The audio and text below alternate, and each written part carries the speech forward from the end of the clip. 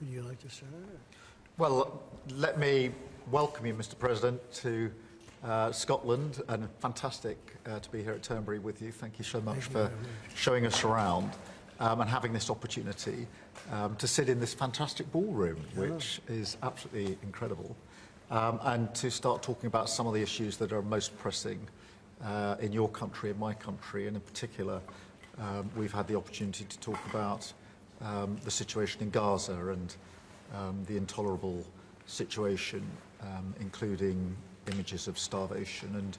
And I think both of us know that we have to get to that ceasefire and we have to increase humanitarian aid in. And thank you for what you've already been doing, are doing, and are committed to, because without you, this would not be capable of resolution.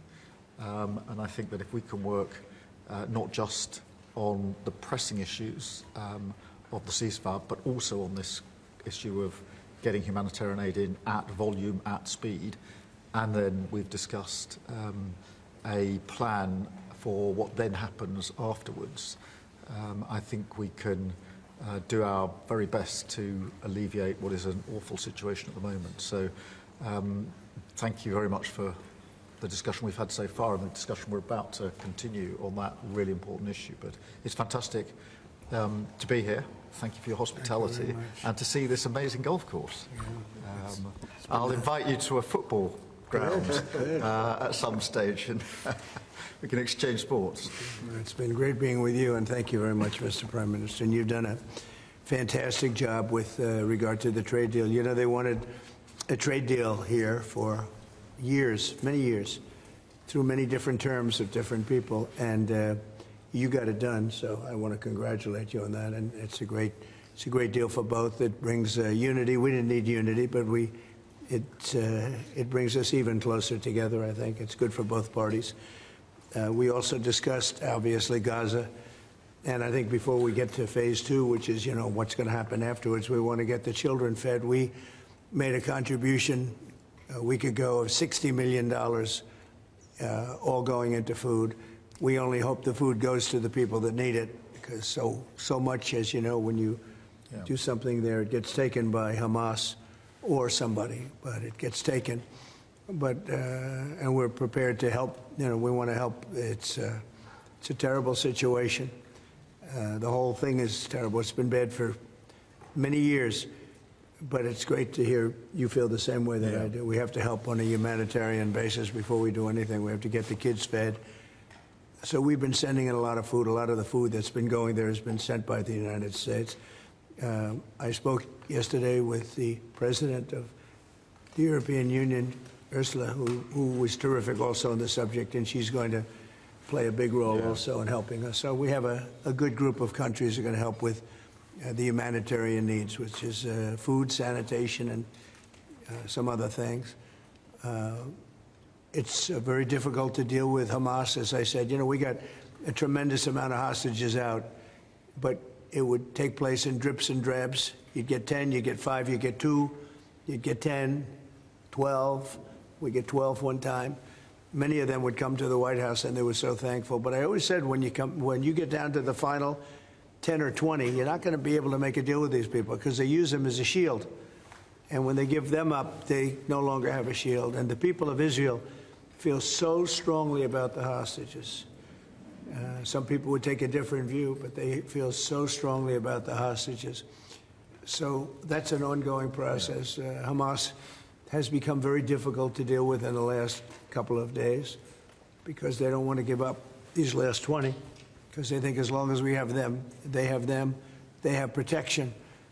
But I don't think it can work that way. So I'm speaking to Bibi Netanyahu, and we are coming up with various plans. We're going to say it's a very difficult situation. If they didn't have the hostages, things would go very quickly. But they do, and we know where they have them in some cases, and you don't want to go riding roughshod over that area because that means those hostages will be killed. Now, there are some people that would say, well, that's the price you pay, but we don't like to say that. We don't want to say that. And I don't think the people of Israel want to say that either, which is pretty amazing. A lot of people would say, just get it done and whatever it is. You could also say speed might be better for the hostages. You go through, with speed, you may have a better chance because they're in deep trouble. They're in deep trouble. You saw October 7th, and you saw what the damage and the horror that they committed. People can't forget that. They tend to forget it, but they can't forget. That was one of the most evil things I've ever seen. And you just cannot forget that. So we're very much involved. The Prime Minister's involved. I'm involved. And I think I can speak. We just signed a very big trade deal, the biggest of them all yesterday, right? And the European Union is very much involved in wanting to help with really the Palestinians in terms of getting people fed. But the area of Gaza, another way of defining it is the area of Gaza. It's a very troubled place, and it has been for many, many years. It has been for many decades. So it's not like this just happened. This has been going on for a long period of time. So that's it. Our hearts are in the right place. We have some good news because the recent war that you just saw, they just announced, I see, the newest of the 5, now this would be 6 that we've stopped. I've stopped 6 wars in the last, I'm averaging about a war a month, but the last 3 were very close together. India and Pakistan and a lot of them. Congo was just, and Rwanda was just done. But you probably know, I won't go into it very much because I don't know the final numbers yet. I don't know. Numerous people were killed, and I was dealing with 2 countries that we get along with very well, very different countries from certain standpoints. They've been fighting for 500 years, intermittently, and we solved that war. You probably saw it just came out over the wire, so we solved it through trade. I said, I don't want to trade with anybody that's killing each other, so we just got that one solved. And I'm going to call the 2 prime ministers who I got along with very, very well and speak to them right after this meeting and congratulate them. But it was an honor to be involved, and that was going to be a very nasty war. Those wars have been very, very nasty. So we've done a lot of good work. We've had great support from the Prime Minister anytime we needed help, anytime we needed any form of support. You've been there. We appreciate it very much. Absolutely. And we're going to continue onward. We do have to take care of the humanitarian needs on what they used to call the Gaza Strip. You don't hear that line too much anymore. You don't hear the Gaza Strip. But it is the Gaza Strip. And it's amazing that it's not being handled a little bit differently. We're going to set up food centers, and we're going to do it in conjunction with some very good people, and we're going to supply funds. And we just took in trillions of dollars. We've got a lot of money, and we're going to spend a little money on some food. And other nations are joining us. I know your nation's joining us, and we have all of the European nations joining us, and others also have called, and they want to be helpful. So we're going to set up food centers and where the people can walk in and no boundaries. We're not going to have fences, and they can't. They see the food from 30 you would say yards away, and they see the food. It's all there, but nobody's at it because they have fences set up that nobody can even get it. It's crazy what's going on over there. So we're going to work very closely together with your country, a great country. We also discussed inside that we are, there's a whole new thing happening with regard to energy from nuclear. Yeah. And the Prime Minister's looking at that very strongly, and I know you have Rolls-Royce nuclear plants. That sounds pretty good, right? I love that. What a great brand that is. But you're also doing the Rolls-Royce or the nuclear plants, the smaller plants. We're doing smaller and bigger, but the small is interesting. They do a small plant, very easy, very safe, and as they need more, they hook up another plant, and they have a series of plants instead of, doing the $20 billion plant. That gets tough for a lot of people to do. So we're just studying that. It sounds like you're very far progressed, but that's a great thing you're doing on nuclear. We opened up nuclear about 2 months ago, and it's now safe and very inexpensive. No, we see civil nuclear as a big part of the future as we go to sustainable, independent energy. And I think that between the 2 of us, we can work very much more closely on this. And we've agreed that that's our ambition, that's our aspiration, and this is going to be a big part of the future when it comes to energy. And you can see in the last few years, energy has been weaponised, prices have dictated both families and businesses across the United Kingdom, and therefore taking control of energy is a huge prize. So the more we can work together on this, the better, and small modular reactors are a very big part of the future here, and we've got great companies like Rolls-Royce involved in that. So I'm very much looking forward to working together with you, Mr. President. We'll do that. We'll do that. We're going up to your oil capital in a little while. We're going up to Aberdeen. That's called the oil capital of Europe, and that's a great asset that you have up there someday.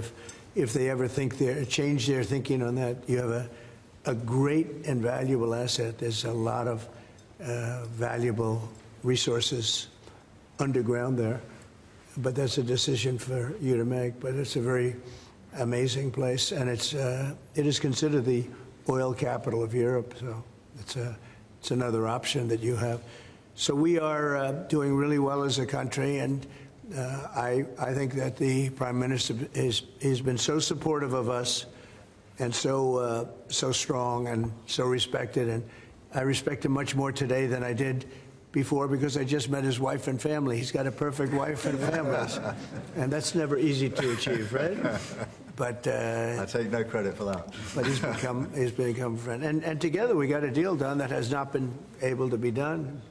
It was a deal that's very good for both parties. A really good deal for both of our countries, and very, very well received here in the United Kingdom. So thank you very much for having us. Thank you. Appreciate it. Any questions? Mr. President, on Gaza, earlier you said that you were going to change the deadline from 50 days. Yeah, What is your new deadline? I'm going to make a new deadline of about 10 or 12 days from today. There's no reason in waiting. There's no reason in waiting. It's 50 days. I want to be generous, but we just don't see any progress being made. Mr. President, you just talked about setting up food centres in conjunction with other organisations. Right. You're talking about the Gaza Humanitarian Foundation or recognised aid agencies. How will this work? Well, it's going to be working where the United States will be helping with the food. You know, we have a lot of access to food. We got a lot of food ourselves, and we're going to bring it over there. We're also going to make sure that they don't have barriers stopping people. You know, you've seen the areas where they actually have food, and the people are screaming for the food, and they're 35, 40 yards away, and they won't let them because they have lines that are set up.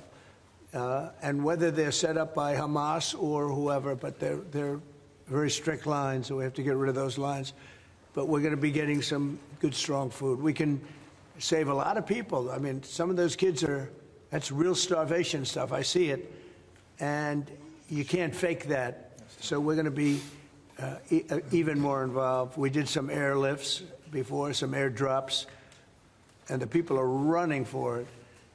And the Prime Minister is going to help us. They're very effective with that. You've done that before, and for many, they've done that for 100 years very well. So it's not very hard to do, actually. Yes. President, you say you love Scotland. You're the most Scottish president ever in the White House. Is there a better deal to be done for Scotland, for Scottish industry, in the deal that you've done with the Prime Minister? Whisky, for example. Well, I have great love for Scotland. You know, my mother loved Scotland, and she loved the Queen. I don't know, I might hurt myself by saying that the monarchists are going to like it, some other people, but she loved the Queen. Whenever the Queen was on television, she wanted to watch. And she would come back religiously. She'd come back to Scotland once a year with my sister Marianne, primarily, and sometimes my sister Elizabeth also. But they loved this part of the world. And, you know, we're talking about the Isle of Lewis. We're talking about serious Scotland. That's serious Scotland. There was no doubt about it. So, yeah, it gives me a feeling, you know, it's different. You go to another country, you have no relationship to it. You get to like maybe the head of the country or something. But it's different when your mother was born here, Stornoway, right in Stornoway, a beautiful little place. Is there a better deal to be done for Scotland, for whisky, for example? Because of your love of Scotland, is there a better trade deal to be done for Scottish businesses like whisky? Well, I assume when we do our trade deal overall, a lot of it comes to Scotland, I hope. Maybe all of it should go to It's a Scotland. very good deal for the whole United Kingdom, and we've already achieved great things under the deal, and we'll achieve even more as we work together. A lot of it is Scotland. I mean, I do know that, but I mean, we're dealing with the UK, but a lot of it comes to Scotland. And you know, I was very particular. This is a part of the world I want to see thrive. It's going to thrive. Mr. President, back to Gaza. You talk about Hamas stealing food and stealing aid. What responsibility does Israel have for limiting aid to the region? And if I could ask a follow-up to the Prime Minister, what pressure can be put on Israel? Is that something that you and the United States could work on together? Israel has a lot of responsibility. They're hampered by the fact that you still have 20 hostages or so. And the people of Israel are very concerned about the 20 hostages. It's very interesting. You could say they could be more concerned about retribution than the 20 hostages, but they really want the 20 hostages to survive and live to make it. You know, many of the hostages came to my office in the Oval Office, and I was amazed by, I would ask them the question, was there any sign of love? Was there any sign of, when you were a hostage and you have all of these people from Hamas around you, sometimes 100, sometimes 10, sometimes 2, but you're a hostage and you're being stored in a pipe. It's not even really, you know, a cave, or it's a pipe, a little pipe. And some said they didn't think they were going to make it because they were losing air. There wasn't enough air, and they'd open up the pipe just in time, but they didn't do it on purpose. They just happened to open it. They got lucky. But I said, did they ever wink at you and say, like, don't worry, you're going to be okay? Did they ever give you some extra food, even if it was a piece of bread? Did they ever give you anything during that time? And some were there for 400 or 500 days now, right? It's a long time, a year and a half, more than that. And not one person said there was any love from anybody. You know, in other words, you have hundreds of people, and you see it in the movies where somebody's a prisoner and somebody's helping. You even see it with Germany, where people would be let into a house and live in an attic in secret. You know, you'd see signs of some. I said, did you see anything like, did they wink at you? Did they say, don't worry, you're going to be okay? I never received, I ask that question all the time. I've never received one answer that said, yeah, they really wanted to help. No, the hatred is just incredible. But certainly access to food issue. And what more can Israel do? Again, to go to the Prime Minister as well. Well, I think Israel can do a lot. I will say that Iran, I think, interjected themselves in this last negotiation. Can you imagine the beating they took? We wiped out their nuclear possibilities. They can start again. If they do, we'll wipe it out faster than you can wave your finger at it. We'll have to do that. We will do that gladly, openly and gladly. They've been saying, Iran's been sending out bad signals, I'll tell you. For a country that just got wiped out, they've been sending very bad signals, very nasty signals. And they shouldn't be doing that. They shouldn't be doing that. They were talking about things that they shouldn't be talking about. They were interviewed on a recent show, and the foreign minister saying things that he shouldn't be talking about, shouldn't be saying. And I think they got involved in this negotiation, telling Hamas and giving Hamas signals and orders, and that's not good. That's not good. I would say, look, we need to get the hostages out. They've been held for a very, very long time, and we must always start from there. But also recognise the situation on the ground in Gaza is absolutely intolerable, and I think that certainly speaking for the British public and myself, seeing those images of starving children in particular are revolting, and there's a sense of revulsion in the British public at what they're seeing, and they know, and we know, that humanitarian aid needs to get in at speed, at volume. Yes, some can be airdropped, and we're working with others, with the US, with Jordan, on that, but the trucks need to get in, because that's the only way you can get the volume in, and we do thank the President for the work he's done to try to get to a ceasefire, which we desperately need, but also to put aid in to the region. There needs to be much more of that. We need to galvanise other countries in support of getting that aid in. And yes, that does involve putting pressure on Israel, because this is a humanitarian catastrophe now. We also need to look beyond that situation to what then happens in the event of a ceasefire, which is desperately needed. And that's why I'm really pleased that we're having a discussion about what a peace plan would look like after that, the component parts of that.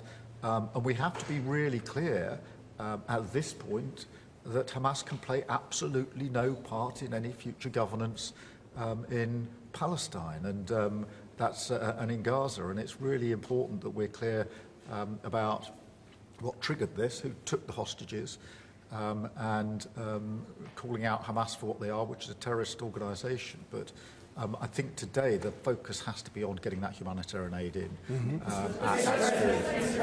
Will the UK avoid your pharmaceutical tariffs, and will it happen before August the 1st? Well, we'll be announcing on pharmaceuticals sometime in the very near future. We have a very big plan on pharmaceuticals. We want to bring a lot of the pharmaceuticals back to America, where they should be. If you look at COVID, it sort of taught us a lesson. We were getting our pharmaceuticals from other countries. We almost didn't make any. We used to make them ourselves, and we're going to want to be making a lot of them ourselves, all of them in a sense. But you also have a good pharmaceutical business. We'll be dealing with you on pharmaceuticals also. And we certainly feel a lot better with your country working on pharmaceuticals for America than some of the other countries that were with the relationship we have. You would not use that as a cudgel. You wouldn't be using it as a block. But we're going to be announcing sometime very soon, I think, pharmaceuticals are our whole thing. And the companies know. And drug prices are going to be coming down very substantially in the U.S., very, very substantially. And that'll happen very soon. Mr. President, we all sense your frustration. No, go ahead, please. Hold it. We can all sense your frustration with Vladimir Putin. Yeah. Do you think he's been lying to you about his intentions in Ukraine? Well, I don't want to use the word lying. All I know is we'd have a good talk, and it seemed on, let's say, 3 occasions, it seemed that we were going to have a ceasefire and maybe peace, and you divide it up and you do whatever you have to do, that obviously to get to the end. And all of a sudden, missiles are flying into Kiev and other places. And I say, what's that all about? I spoke to him 3-4 hours ago, and it looked like we were on our way, and then I'd say, forget it, and I'm not going to talk anymore. You know, this has happened on too many occasions, and I don't like it. I don't like it. Successful social media sites.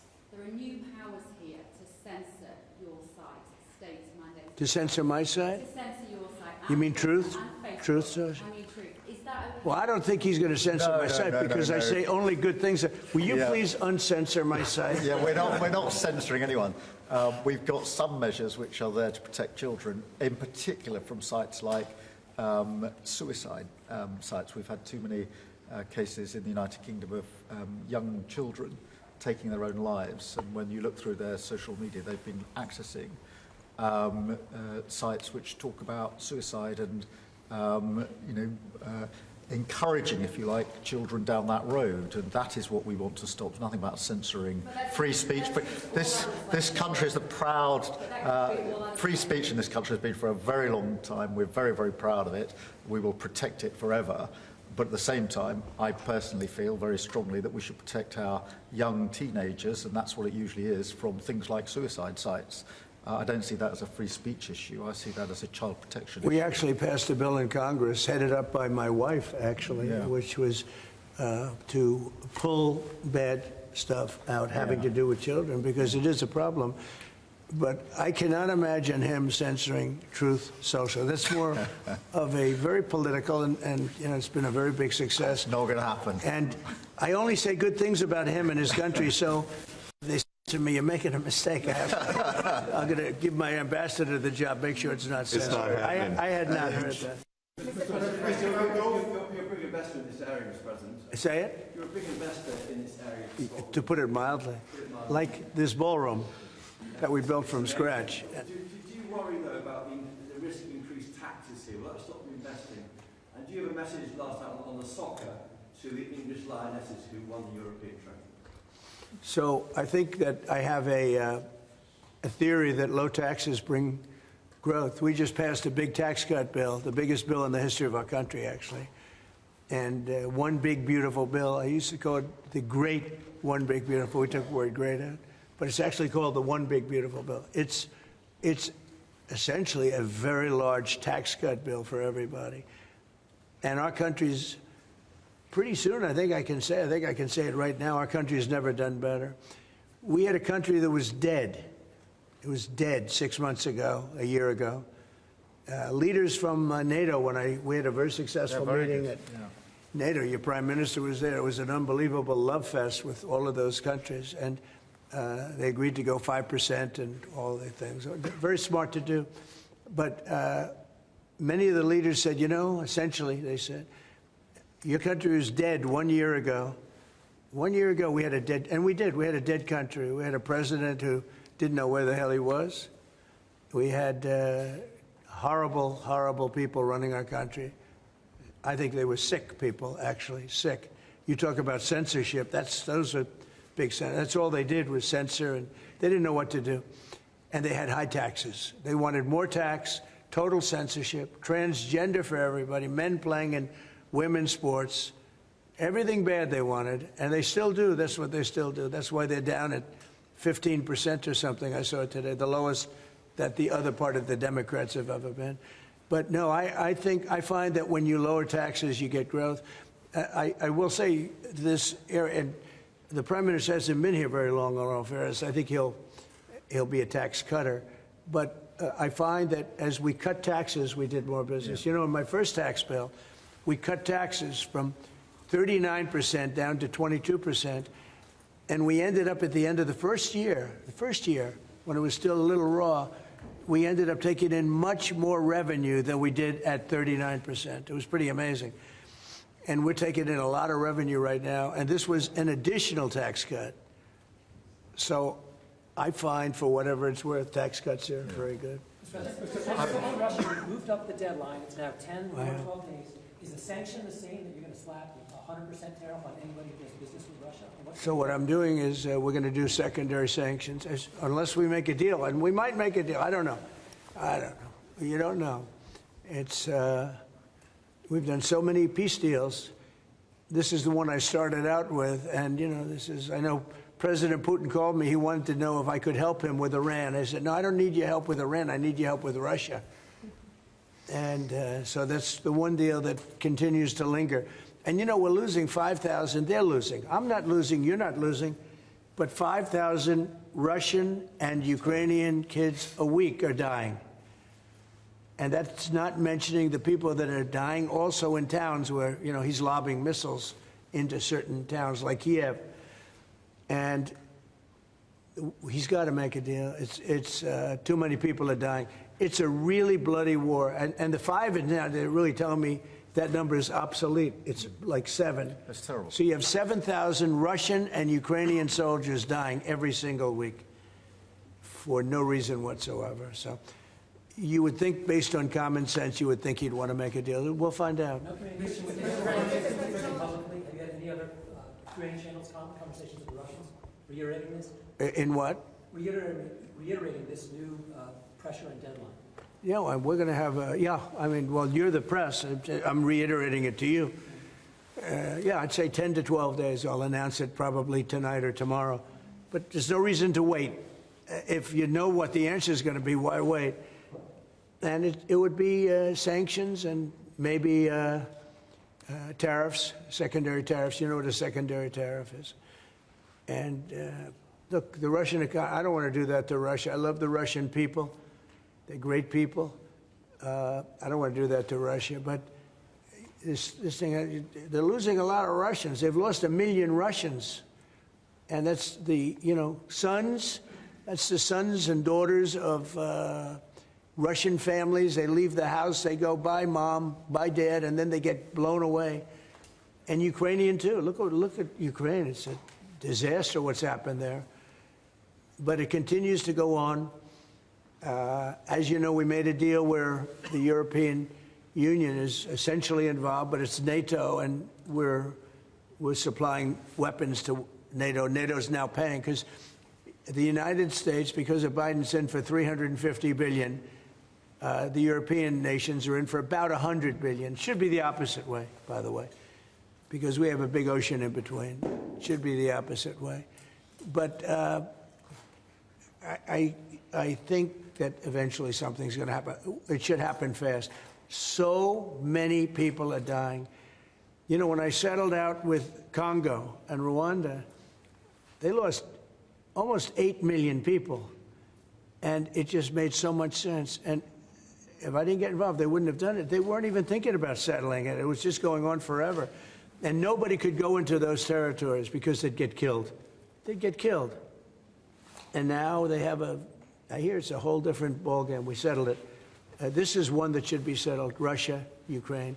This is one that really should be settled. Mr. President, Scotland's First Minister has today set out his plans for a second referendum on Scottish independence. Can I get your reaction to that as someone with deep ties to Scotland? Sorry, well, Prime Minister, can I also get your thoughts on that? If the SNP do win a majority in next year's election, then they have the right to hold the referendum, you know? Well, I don't want to get involved in your politics. We got enough politics of our own. I will say that I predicted what was going to happen the last time. You remember, I was opening the first course over at Aberdeen, and I was over here, and at the same time, and they asked me that question. I made a prediction. It was the day before the vote, and I made it correct. I like to be correct, but I made a correct prediction. I don't know. I do say that when they made that deal, somebody said that it was, and I remember this very distinctly. I said, could they do this all the time? There was a little bit of a restriction, like 50 or 75 years before you could take another vote. Because, you know, a country can't go through that too much. I don't know the First Minister, but I've heard great things about him. I've spoken to him. I hear very good things about him, and I'm meeting him today. So maybe I'll have a better opinion then. And let me answer that straightforwardly, because I believe in a stronger Scotland, in a better United Kingdom. And I think that at a time like this, when it's quite clear that there's uncertainty and volatility around the world, the strength of the United Kingdom together is very important for all four nations, very important for Scotland. And that should be our priority, that should be our focus, not on the politics, which feels like the politics of yesteryear now, at a time like this. And I think that the First Minister should probably focus more on his delivery in Scotland than on his constitutional issues, and we might have a better health service in Scotland. But at a time like this, I think the United Kingdom is always stronger as four nations. I think that's better for all four nations. I think that's how Scotland is stronger. Look at the deal that we've been able to do with the United States, a really important deal that we made just months ago. That is what the United Kingdom can do when we act as a powerful set of four nations together, and there are very many other examples. Mr. President, you toured the Federal Reserve last week. And I did. Set to meet this week. Do you think your visit has inspired a potential rate cut, or how do you see things shaping out this week? Well, it's interesting. I did tour it. I toured the building. And if you looked at this building, if you came here like 14, 15 years ago, we've had it a long time. It's been an honor to have Turnberry. But I was on much more opulent walls, ceilings, floors. We had to do this. And we did a very great job.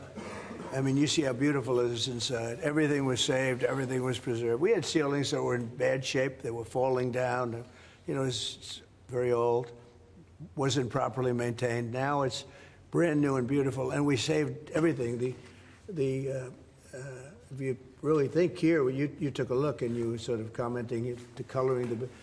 Now this is a brand new building, but if you look outside, it's equally opulent and beautiful. And we didn't do that by spending, hundreds of millions of dollars in surrounding a railing underneath an area that you're painting. I mean, I've never seen anything like it. Brand new, beautiful plywood, very expensive, wrapped around a figurine or a railing to preserve it. But you don't have to do that. You can just wrap a cloth, they call it a blanket, and you don't even have to do that if you're careful when you're doing the ceiling. But I don't know what they did. They'd take down a ceiling and put up a new ceiling, and the new ceiling had no opulence to it. Or they'd fix the ceiling. But I would say that all I need is a good plaster and a can of paint. And, you know, they spent $3.9 billion. And I spent a lot of money, too, but it's I'd say 3.8 billion less, you know, meaning I spent probably $100 million making this place incredible. And you were saying a lot of that was local trades. I use local We were trades. looking at the windows, I think, in the next room. I had local trades do a lot of this. We have the most opulent windows next door, and I had a choice. Do I take them out? And, you know, they've suffered through 125 years of storms. You have very big storms in this area. When you have a storm, you have a storm. We do it properly. And they made it, barely, but they were in bad shape. So I had some local people come up, and we looked at them. You have some great craftsmen here, I think is what you're getting at. And they said, sir, honestly, they've had it. We can copy it and do it much better. And they did. If you take a look at the windows in the various dining rooms, they're magnificent. And they're new, and they're much better looking than what was there. Same exact look, other than a much higher quality. And they're local people. I use a lot of your local people. You have really great local tradesmen here, yes? But do you foresee a rate cut this week? Do you expect A rate cut? Yeah, Meaning a tax cut? No. Do you expect the Fed to cut rates this week? I think he has to. You had 11 cuts, you know? In Europe, they had 11 cuts. In other places, they had 10 or 11 cuts. And we had none, but I'm not going to say anything bad. You know, we're doing so well, even without the rate cut. With the rate cut, it would be better. It affects our housing a little bit. Look, we should be 3 points lower. Each point is $360 billion. Can you imagine that? That's big numbers. Each point, 1 point of cut, is the equivalent of $360 billion in savings. That's big stuff, you know. Those are big numbers in the U.S. Everything's big. He should cut. A smart person would cut. You know, he leaves very soon, so it's like one of those things. But I'll miss him greatly. I'll miss him. Turnberry, if I may, have you or will you enlist the Prime Minister in your effort to bring the open back to Turnberry? And Prime Minister, you described this beautiful course. Do you agree with the President that it's time to bring the open back to Turnberry? Well, as you know, that's not a matter directly for me. That's for the sporting authorities. But look, I mean, it is the first time I've been here. It's absolutely magnificent, both inside and out, and looking at the courses itself and the building. It's incredible. But the decision on the Open is not a decision for me, as you'll understand. I should just pick up on the earlier question, because I, for one, will say congratulations to the Lionesses. Last night, our women's football team won the Euros, defended the Euros, I should say. It's a big story. Which was a really big success, and the mental and physical resilience that they showed was quite incredible. So it's a big deal. There's a lot of bunting out today and tomorrow to celebrate them bringing that cup home. Did you get the chance to do any planning for the upcoming state visit? And I mean, how is that going to work? Where would you stay? And anything about this? Well, I'm looking forward to it. It's never been done before, twice. We had our original at Buckingham Palace, and now I guess we're going to Windsor.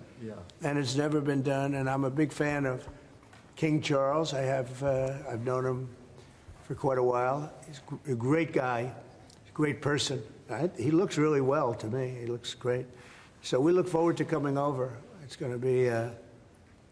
It was one of the most beautiful evenings I've ever seen. I hate to say it, but nobody does it like you people in terms of the pomp and ceremony. True. And I look forward to being here with the ambassador. Our ambassador is a very, very successful man who just wanted to do this. And I said, how are you going to be able to do that? And he's so committed to, you know, the relationship between the countries. But he's a very great guy and a very, very successful man. So I very much thank you for doing this. No, thank you for the honors. Mr. President, will you go to London, or are you worried it's no longer About what? Will you visit London during the state visit? I will. I'm not a fan of your mayor. Why not?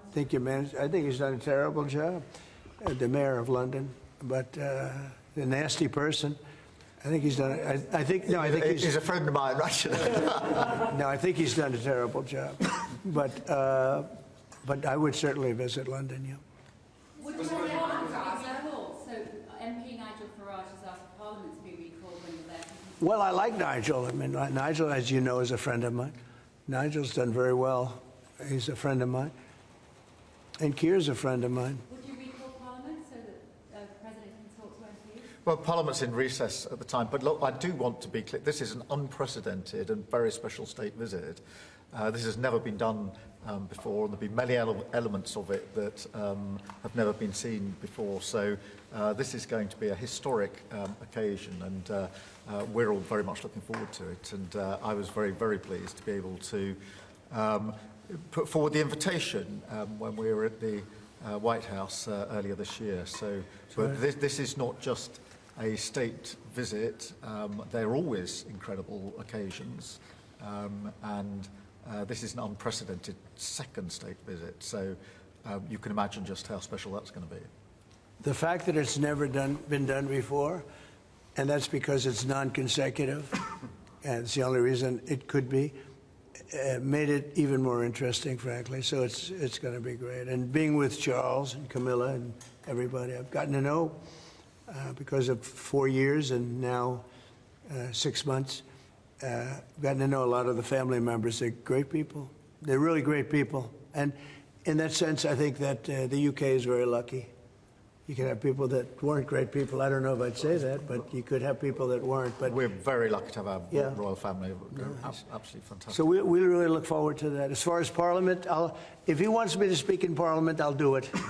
Okay? But it doesn't have to be then. It could be some other time. Maybe we should save it for another time. We'll let the one visit speak for itself. But anytime, if I could be helpful, I would certainly do it. Thank you. Mr. President, with the EU deal, what alternatives are you considering to get the hostages out if there's no ceasefire? Well, there are a couple of alternatives. Some are pretty strong, but the most sensible alternative is talk and negotiation. But I said a long time ago, at a certain point, they're not going to be talking because they're going to lose their shield. The hostages are a shield for them.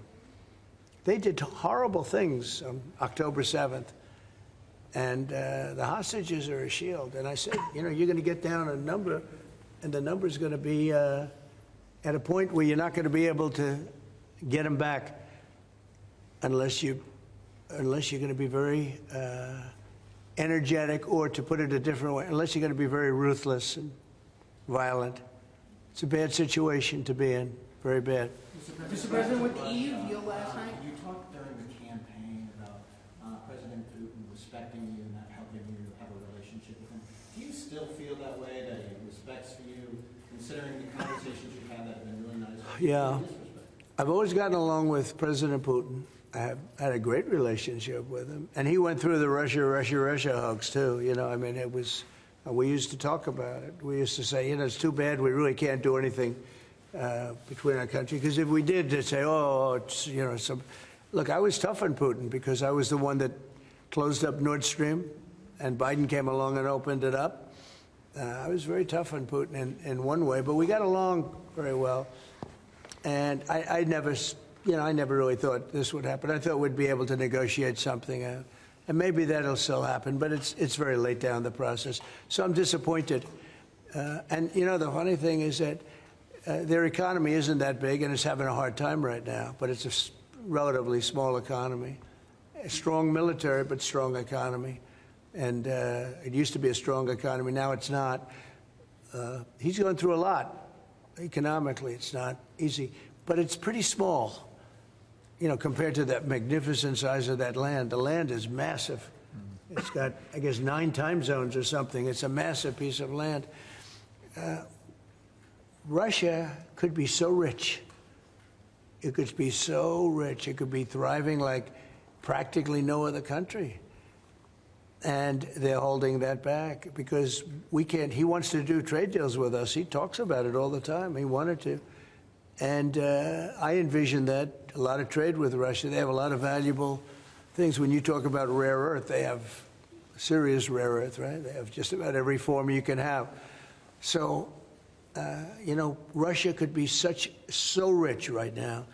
Instead, they spend all their money on war. They spend everything on war and killing people, and it doesn't make sense to me. I thought he would want to end this thing quickly. I really felt it was going to end, but every time I think it's going to end, he kills people. Could a meeting help, and are you considering it? Has been proposed? I don't know. I'm not, you know, I'm not so interested in talking anymore. He talks, we have such nice conversations, such respectful and nice conversations, and then people die the following night with a missile going into a town and hitting, I mean, recently, I guess, the nursing home, but they hit other things. Whatever they hit, people die. So, I don't know. We'll see what happens. We've just had a sense of your differences in political persuasion when Nigel Farage and Sadiq Khan came up in conversation. I wonder if you have any advice, either of you, for a very divided, polarized world on how you make your relationship. Not differences, yeah. Not differences. I happen to like both men. I like this man a lot, and I like Nigel. And, you know, I don't know the politics over here. I don't know where they stand. I would say one is slightly liberal, not that liberal, slightly, and the other one is slightly conservative. But they're both good men. Mr. President, Look, I mean, we like each other, we respect each other, we get on, and we've both got a great love of our countries, of our families, and therefore there's a huge amount that we have already achieved, actually, together, and will achieve as we go forward, leading our respective countries, and of course the relationship between our countries. Donald, we were talking about this morning. That whether it's defence, security, intelligence sharing, it's a close historic relationship. We have fought together in the past. We've always stood together. And I, for one, am very pleased that we've got such a good personal relationship between us.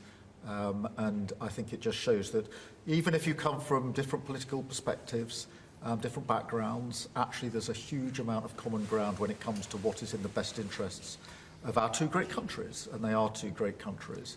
And I think that because we focus on what's best for our countries, we get along very well, and I'm very pleased that that's the case.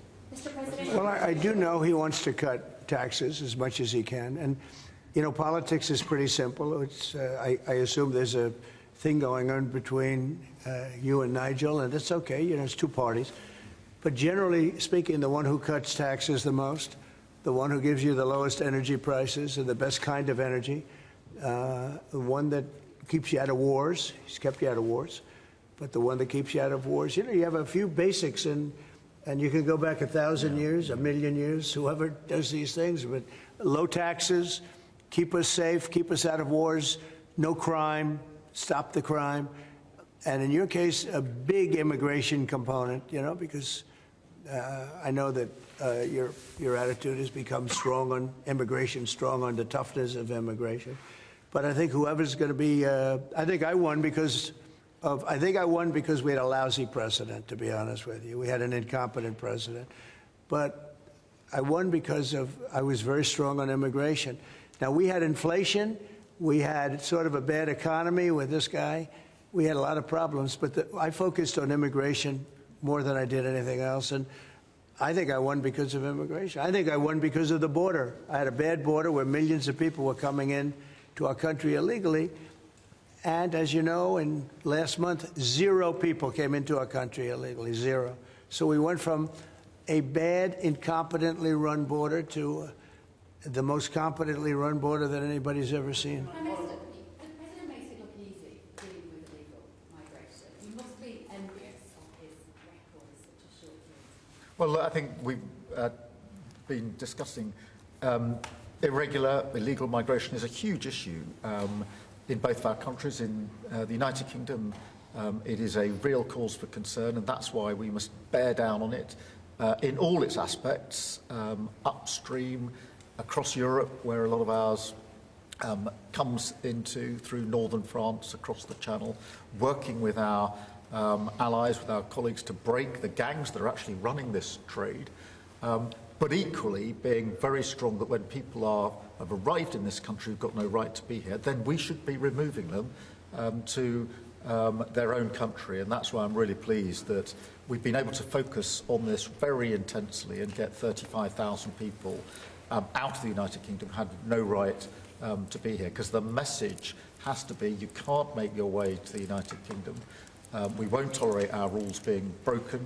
And if you get here, you will be returned to where you came from. And it's really important that we bear down on that. We're such an attractive place for people to come if they want a better life, because we are.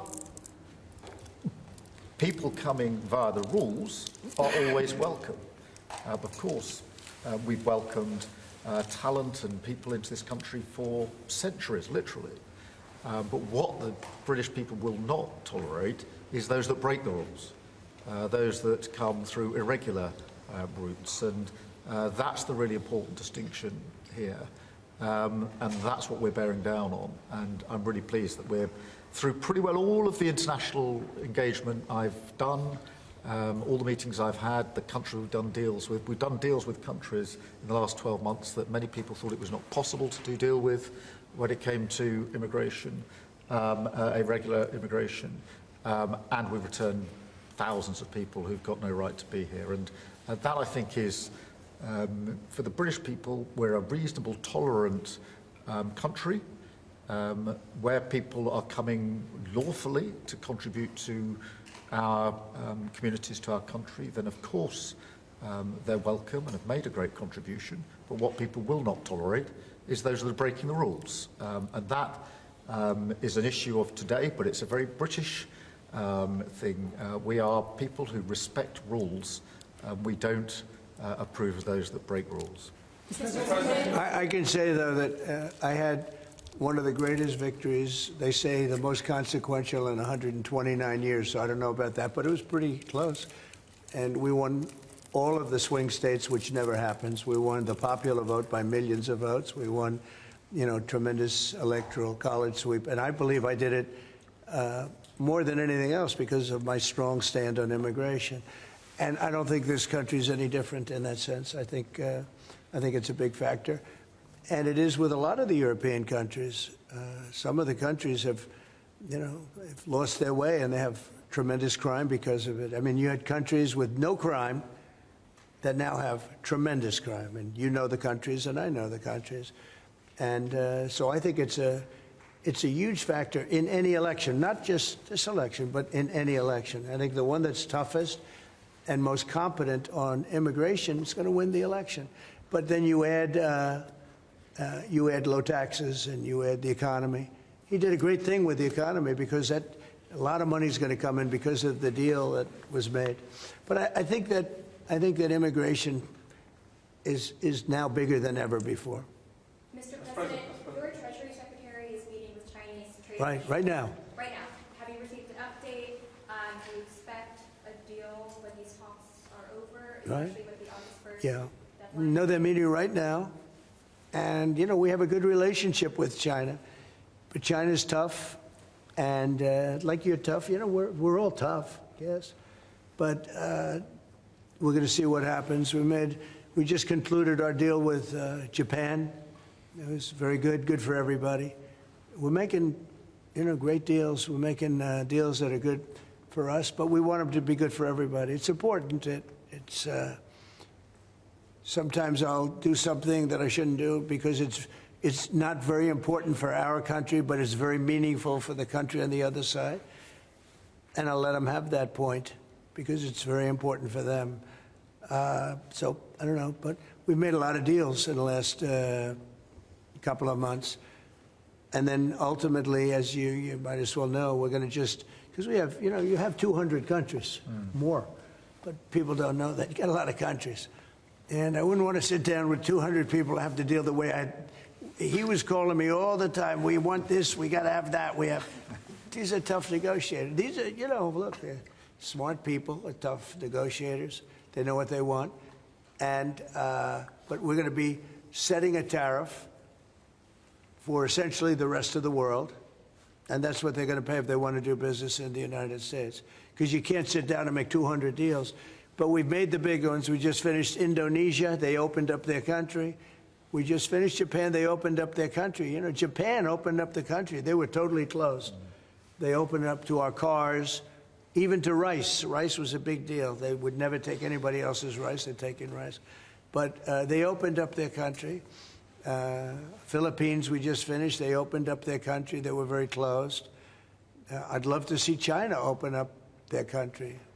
So we're dealing with China right now, as we speak. Yeah, we're dealing with China right now. The deal you've got with the UK is better than the one with the European Union. Is that because you think Brexit was a good idea for this country?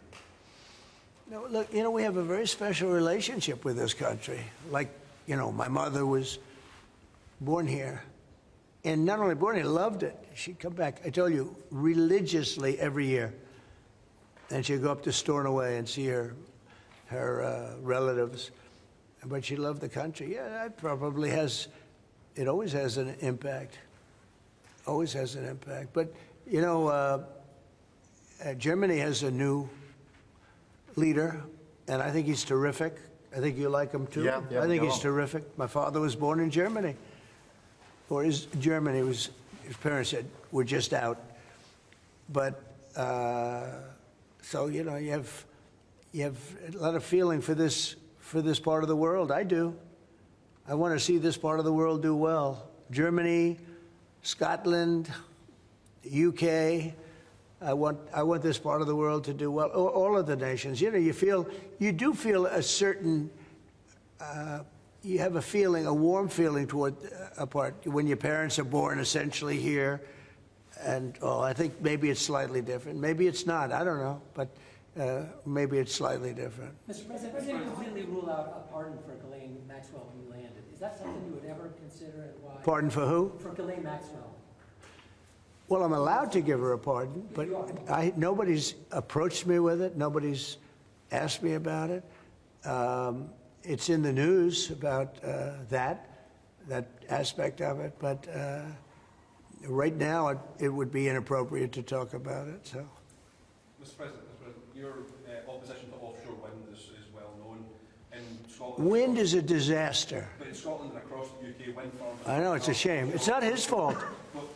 I used to tell Alex Salmon. Have you spoken to the Prime Minister, and will you speak to the First? Well, all I can do is give my look.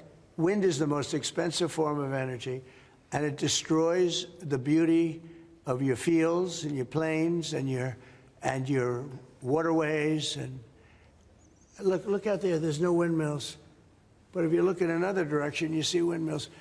When we go to Aberdeen, you'll see some of the ugliest windmills you've ever seen. They're the height of a 50-story building, and you can take 1,000 times more energy out of a hole in the ground this big.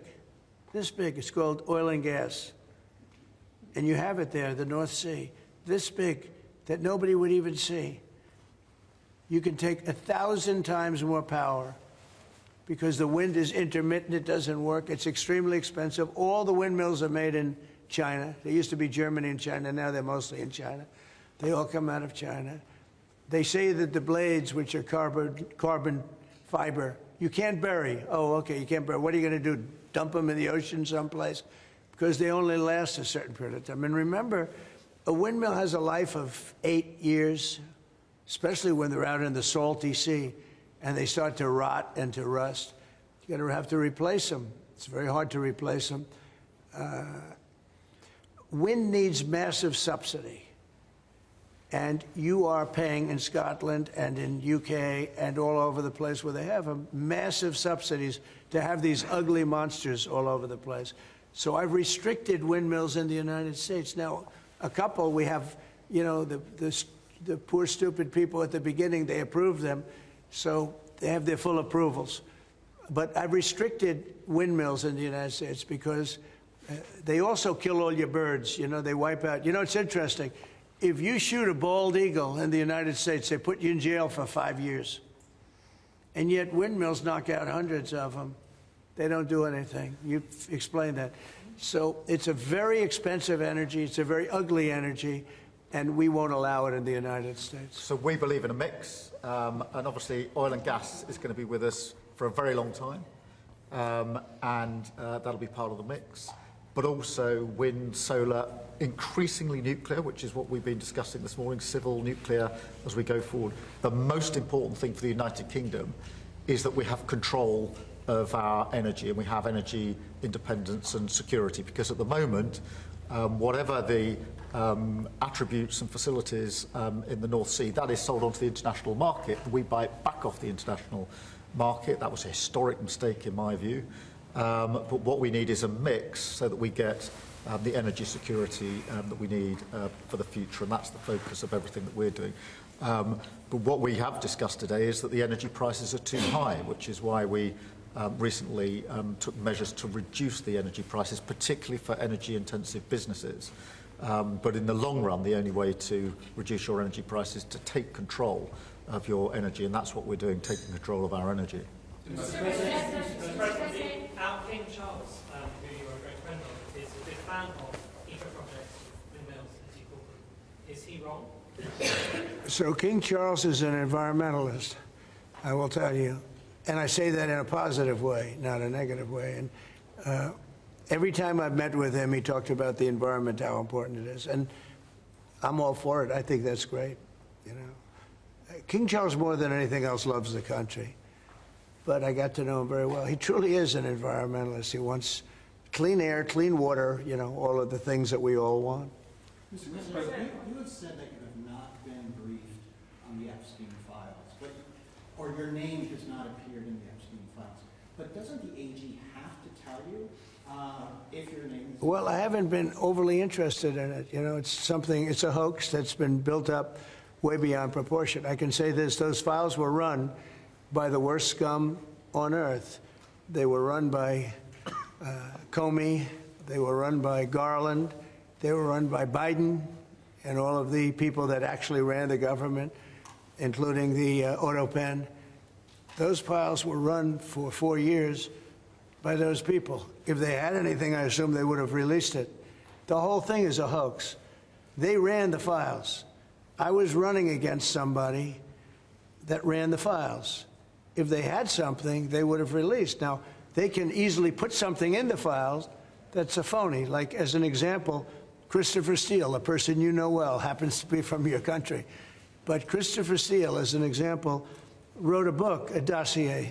We call it the fake news dossier. And the whole thing was a fake. The whole thing was a fake. They can put things in the file that are fake. But those files were run by bad, sick people.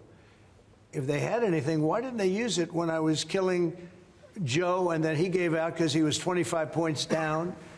And then I got somebody new. Nobody even knew anything about it. She was a horrible vice president. She was a border czar, but she never went to the border. She never once called a border patrol agent to find out how we're doing, but she was the border czar. Her name was Kamala. Nobody knows her last name. It was Harris, but nobody knew her last name. So I ended up, how would you like to end up in a race where you're killing somebody, you're beating him, and then they say, all right, we'll take him out. He's not working. Let's put somebody else. And then she had a 6-week honeymoon. It was amazing. They predicted she will have a 6-week honeymoon, and she did. And then she got slaughtered.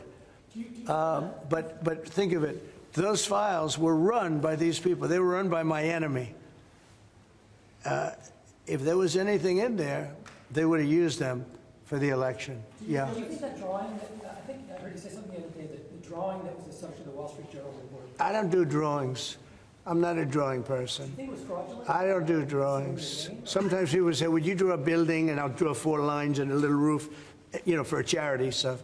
But I'm not a drawing person. I don't do drawings of women, that I can tell you. They say there's a drawing of a woman, and I don't do drawings of women. And also, you know, Epstein was always a very controversial guy. I was at a very high position, you know, pretty much all my life. In all fairness, I've been doing this for a long time. I had the top show on television. I had the #1 bestsellers. I had everything, right? And I was a very successful business guy. He was a very controversial. Who would do a controversial drawing?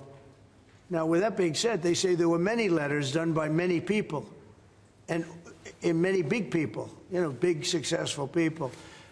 But I just don't. When you talk about files, I just keep going back, and other people too. Even the enemy says this thing is not correct, because if we had it, we would have used it on the guy. It's a bad issue. They say it's a good issue for Trump. Do you know that my poll numbers are up 4.5 points since this ridiculous Epstein stuff? My poll numbers have gone up 4.5 points because people don't buy it. Okay, people don't buy it. And he's gone, and we want to focus on trade deals. I want to focus on the deal we just made with the European Union, which is the biggest trade deal in history. It's the biggest deal, I think, in history, not just trade deal. So if they would have had something, they would have used it. And Yeah. people keep writing stories about the time he threw him out of Mar-a-Lago. Can you settle that? What was it about? What caused the breach with him? That's such old history.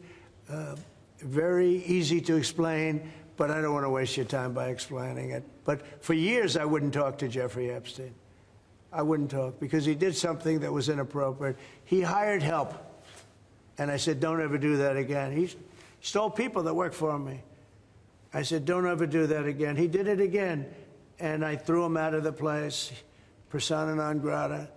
I threw him out, and that was it. I'm glad I did, if you want to know the truth. And by the way, I never went to the island, and Bill Clinton went there supposedly 28 times. I never went to the island, but Larry Summers, I hear, went there. He was the head of Harvard. And many other people that are very big people. Nobody ever talks about them. I never had the privilege of going to his island. And I did turn it down, but a lot of people in Palm Beach were invited to his island.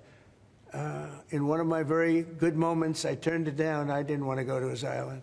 Yeah. Mr. President, on Gaza, next time you speak to Netanyahu, what will you ask him to do? Say it louder. Next time you speak to Netanyahu, what will you ask him to do? Well, I'm going to say, look, we're giving money and we're giving food, but we're over here and we're over in the United States, and I think I can speak for the Prime Minister.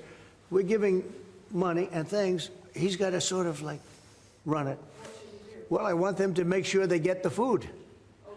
I want to make sure they get the food, every ounce of food. I think you want the same absolutely. thing. It's an absolute focus. Because that food isn't being delivered, Mr. President, or at least all of it. you said you were going to set essentially a tariff for the rest of the world. For the world. What percent will that tariff be? I would say it'll be somewhere in the 15 to 20% range. So maybe 15 or 20, or? No, I said, I sort of know, but I just want to be nice. I would say in the range of 15 to 20%. Probably one of those two numbers. UK and steel aluminum makers here are worried about tariffs. Will you do anything to help here? Aluminum? You're a pretty big aluminum maker. Yeah, that's already covered in the deal that we've agreed. So we're just doing the implementation of that. But Mr. President, when will that come down from 25% to zero? You mean on the overall, on the world? On steel and aluminum from Britain, it's 25. Well, we're going to know pretty soon. We're going to have it pretty soon. You have no idea that these people are tough negotiators, okay? But we're a big buyer of steel. But we're going to make our own steel. We're going to make our own aluminum for the most part. But we buy a lot of aluminum from right here, and a lot of steel too. Yeah. Who are you with? Who are you with? Because you're asking such a nice question. GB News, that's from GB News. Very good. Good. They're lucky. We have a lot of unhappy farmers in this country at the moment, and I'm sure the Prime Minister won't thank me for raising this. We've had changes to inheritance tax, which mean a lot of farmers feel they're going to lose their farms when they die at their farm death. How important are farmers to a country? You mean they're going to lose the farm because of estate taxes and things? So what I've done, Pay so much, they're cash poor, but they have great. I know, well, they're cash poor. They're land rich and cash poor. A lot of people are, I've had that too. Sometimes I'm land rich and cash, sometimes I'm cash rich and land poor. I like it both ways, but as they get older, I like the more conservative route. So I did something that I don't know if you can do, but it was great. I love our farmers. As you know, in our tax bill, we have a clause that's very important. We were losing a lot of farms to the banks because a loving mother and father would die and left their farm to their children or their child, but their children, their family. And they loved their family, and they thought they were doing them a favor, but they had a 50% tax to pay So the land would get valued, and at a high number, because some of the farms were valuable, but they didn't, you know, they couldn't quantify it. And they'd go out and borrow money to pay the estate tax, or the death tax, as it's called, and they'd overextend, and they'd lose the farm, and they'd commit suicide in many cases. No. Our levels are nowhere near 50%. They're not. We've just introduced where it's paid over many years. Works out Well, that's about good. an extra 2% a year over 10 years. So it's not at those levels by any stretch of the imagination. But the other thing that we've done, as you know, is make sure that we've got a pathway for farmers that actually increases their year-on-year income, which is the most important thing. And in all of the deals that we do, we ensure that our farmers are the central focus for much of it, particularly on the agriculture, including in the US deal, because I don't think we can go on for years saying that it's acceptable for farmers to have a year-on-year income which isn't sufficient. We've got to fix that problem. We can't simply live with that problem, so it's a very different situation. Well, we ended the estate tax. There is no estate tax on farmers. So when a parent leaves their farm, because again, a lot of these farms, they don't make a lot of money, but it's a way of life, and they love their way of life, and they love that dirt. That dirt is the most beautiful thing they've ever seen. They love it. I mean, they're farmers. They love doing it. They don't know how to do anything else, but they don't want to do anything else. I speak to farmers. I say, would you like to live in my penthouse in Manhattan? It's the most beautiful. No, sir, I want this farm. And what happens is, I mean, we were losing a lot of people to suicide. They'd borrow money to pay the estate tax, and they were not able to pay it. And some banks are ruthless; they wouldn't do anything, and they would end up committing suicide. We have totally ended the estate tax in those situations, so there's no estate tax. So when a parent leaves the farm to the kids, they don't have to worry about their local, possibly unfriendly banker coming in and stealing their farm. Back to migration, one of the hot flashpoint issues in Britain is migrants being housed in hotels and people in the local communities not feeling safe. Is that an appropriate place to house migrants? I don't like anything about it. They shouldn't be allowed in. Anybody illegally should not be allowed in the country. Thank you all very much. Thank you.